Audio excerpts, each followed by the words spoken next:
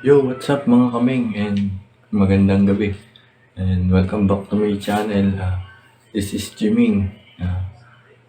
Today's video natin ay magka-unbox tayo ng computer case at isang camera para sa computer na Red Dragon at isa ay Keytech na computer case. Ngayon, simulan natin yung video. Ito nga pala yung unbox natin. Galing sa Lazada. In-order ko sa shop na Easy PC na maganda ang mga review. Pero din ako order ng iba't iba kong pyesa dati. Kaya legit yan.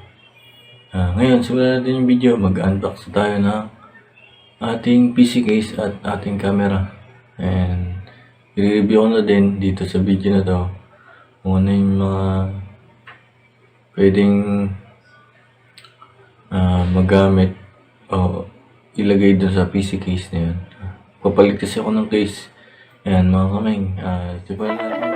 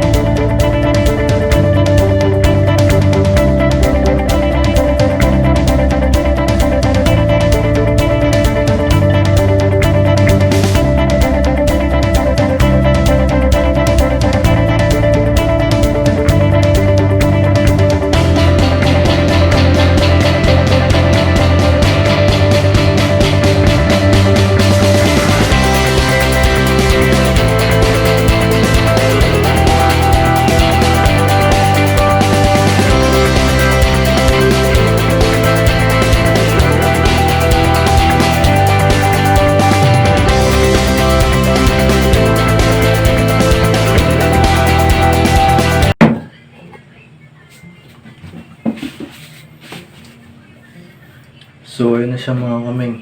Ito na po yung kanya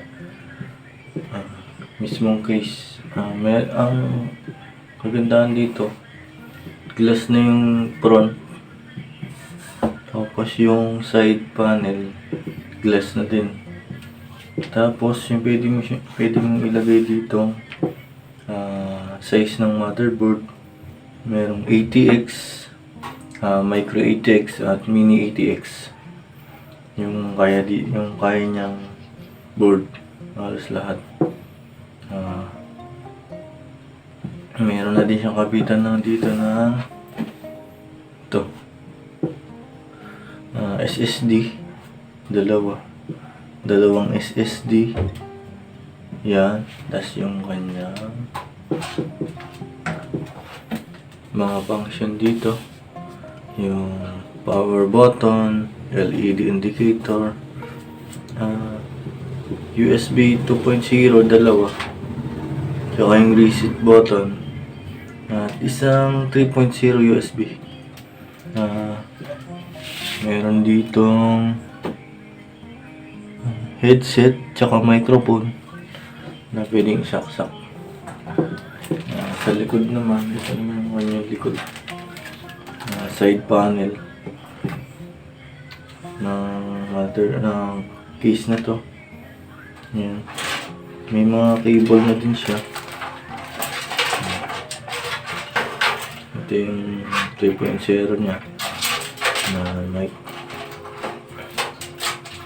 Yung mga cable niya. Gusto ko tong case nito kasi black. Mahilig kasi ako sa black color.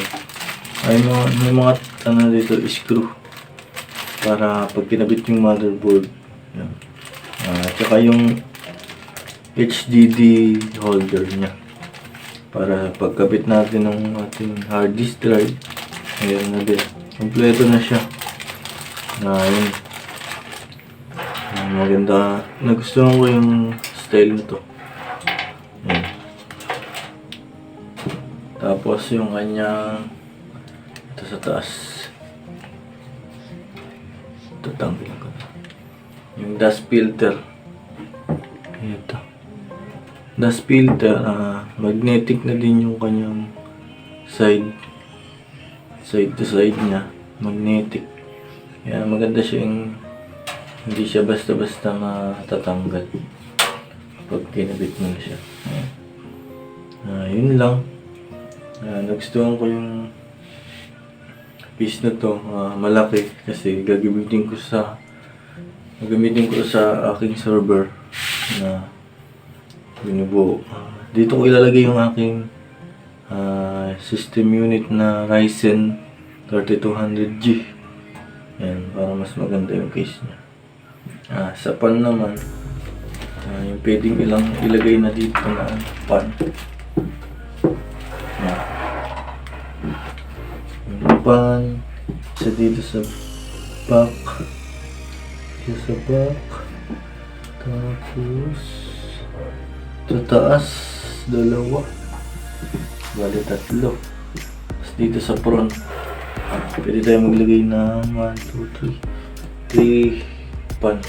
Bali, 6 pans na.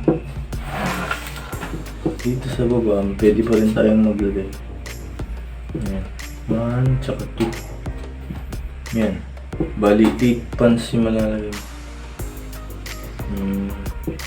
Cooling na pwede mong ilagay dito. Ilalagay ko lang dito, isa muna kasi yun lang yung meron ako. Medyo kapos tayo sa budget, kaya yun lang yung ikakabit ko na. Ngayon, kakabit ko na yung aking system unit dito.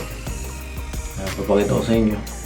Kung bago ka pa lang sa channel ko, huwag mo kalimutan mag-subscribe,